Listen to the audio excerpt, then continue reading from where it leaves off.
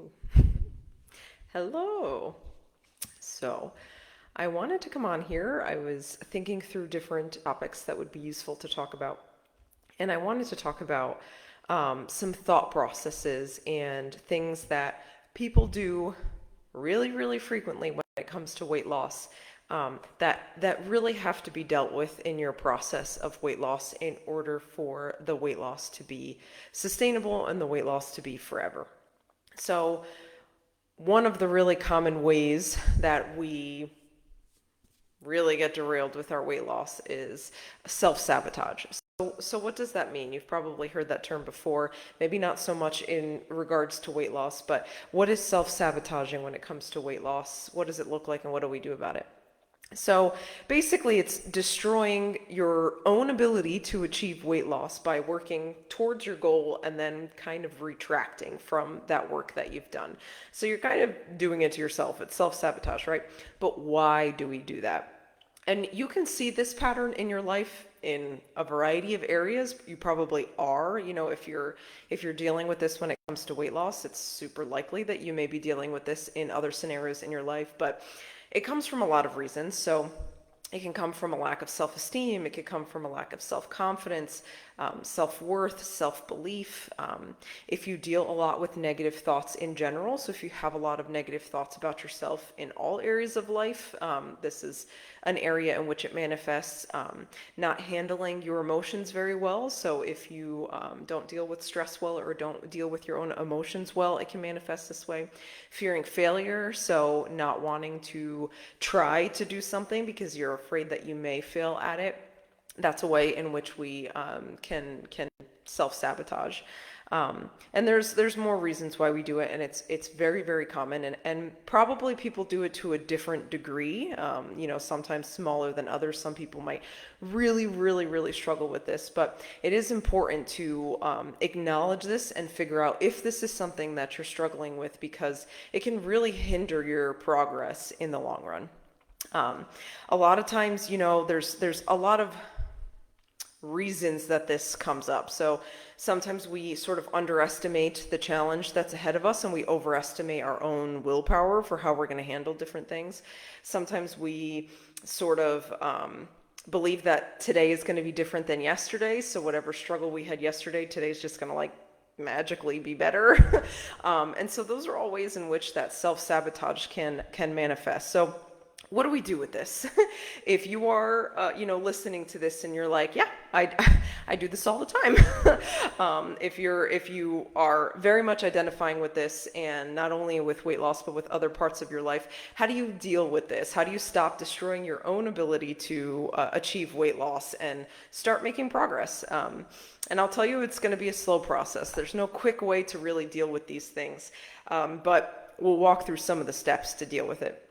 So the first one is taking an honest assessment. So obviously you can't deal with a problem that you don't know exists. So you need to, number one, really ask yourself some questions about whether or not this is something you do struggle with it, and to what degree do you struggle with it. And why do you think you struggle with it? Is this something that you've been dealing with most of your life? Is this something that's been harder over recent years? If it's really specific to your diet, are you getting bored with what you're doing? Are you being too restrictive with what you're doing? Try and figure out, some reasons that might be playing into why you are kind of going into this place of self-sabotage. And then the next thing that you have to sort of listen to yourself when you're going down this road of thinking through these things is listening for justifications or for automatic thoughts. So there's a psychologist in the weight loss world, Dr. Beck, and she talks a lot about self-sabotaging thoughts and how to deal with them, because they're really common and they really can mess with your weight loss. So some of the thinking or the justifications, these are going to be some examples of ways in which you may be self-sabotaging, or you may be, having issues with your thought process. So I've talked about the first one, all or nothing thinking, before. I've talked about that a lot. So all or nothing thinking, like you have a really good day and you think you're really doing well and on track, and then you have like one off meal and you're just like, I've ruined everything. There's no point in continuing with this. I'm done. So that's one way that is an all or nothing thinking. And you can apply that to a million different scenarios, exercising, all of those different things where you're doing well and then you don't do well and you're just like, forget it. I'm terrible at this. I can't do this. So that's one. Another one that she talks about is negative or positive fortune telling. And I thought this was interesting. So negative fortune telling in that you think, I'll never be able to do this. I've never been able to do it before. I'll never be able to do this time, or I have no willpower, or I'm always going to be overweight. Just very negative fortune telling about the future. And then on the flip side of that, you can have positive fortune telling. So I'll probably be able to, have this food in my house and not eat too much of it. Or, yeah, I think I could just like skip, measuring this or keeping track of this because I'll probably be fine, even though that's been a struggle for you forever. So negative or positive fortune telling.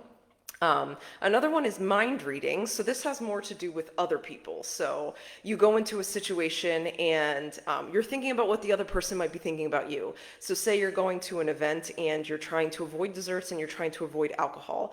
And so you're mind reading what they think about you in that time frame. Like, they're going to think I'm weird because I'm not drinking, or they're going to think I'm weird because I'm only, I'm splitting a dessert or something like that. So inserting thoughts into someone else that you do not have control over and don't know what they're thinking. The other thing is self-deluded thinking. So that's kind of straightforward. Convincing yourself of things that you would not believe are true otherwise. So you're eating something in secret and telling yourself that it doesn't count because no one else is seeing you eat it. Obviously, that's not true, but in that moment, you're kind of, being a little delusional. Unhelpful rules is another one. So this is something that people struggle with, like if you grew up and you always had to clear your plate, or you were always told that you needed to finish your meals, that rule is not helpful to you at this point. So, eating everything that's in front of you, not wasting food in some way or another. Those rules are not going to be helpful for you when you're trying to lose weight. Justification, so coming up with some kind of excuse for why you're getting off track, that's not helpful to you. So I had a really bad day, I'm stressed, I'm tired, some of those things. Those are all excuses that are not helpful to you. Exaggerated thinking, so taking, a really, really big emotion or feeling or reaction to something that is not going to help you. So, you had a bad day, you had a stressful day, you got off track, and you're just exaggerating. You've ruined the whole thing. You've ruined your diet. You'll never be able to do this. You're a failure. That kind of exaggerated thinking. So those are all examples of some negative thought processes that do not help us and that we probably all do to some degree. And the first part of that is taking an honest assessment of that. So being able to recognize if those are some of the things that you struggle with, and then developing a plan. So once you've really, you've taken an assessment of yourself, you've seen some of these patterns that you're, doing all the time in reference to food or weight loss or whatever, or other parts of your life. So you've seen that. So you really need to take note of that. So maybe writing it down, taking some moments at the end of the day to reflect on that and figure out when you're most apt to fall into that kind of thinking, and then developing a plan. So this is the harder part, and what I think coaching can be really helpful for is really developing a plan that you're going to stick with and that someone's going to kind of remind you to go back to.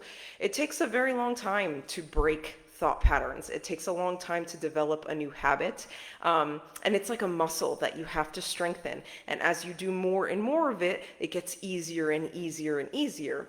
But you have to commit to it and you have to stick to it. And I think that's what coaching can be helpful for, is helping you develop the plan for dealing with whatever thought process is really derailing you a lot in your weight loss, and then committing to it, sticking to it, revisiting it, adjusting it if you have to, and then really noticing the change over time. So reflecting on that. If you had a day where you're like, wow, I had that thought, I recognized it, and then I kind of corrected it, I came up with a balanced thought. So instead of saying, wow, I ended up eating more than I wanted to. I've ruined the whole thing. I'm awful. You said, all right, so I ate a little bit more at that meal, but I also went, I can go for a walk later today and just get back on track. It's not completely ruined. Celebrate that when you're able to be successful, to really rework that thought process. It's really important to reflect on that and celebrate that, because that's what helps you continue to do those things. So this is just like a really brief conversation about self-sabotage and the way that it can manifest. I think a lot of people probably can relate to this in one way or another. And it's a really important, sometimes it seems silly to talk about, but it's a really important part of weight loss, because a lot of people know kind of what they want to do, or what they need to do in order to lose weight, but they struggle a lot more with the how. And this is one piece that's really crucial to identify if this is something that you struggle with, because it's going to crop back up. You might have success for a while, but if you're not touching some of these underlying issues, then it's going to come back up later, and you're going to end up falling into the same thought traps that you have in the past. So I hope this is helpful. If you identify with something, I would love to continue this conversation in the comments. So please comment below if this is something that you identify with, you've struggled with, if you have things that you've done that have helped you work through some of these things, absolutely comment. And as always, if this sounds like something that you want help with, especially in relation to weight loss, please reach out for a conversation. I would love to talk with you about how coaching can be helpful for that. But thanks for hanging out.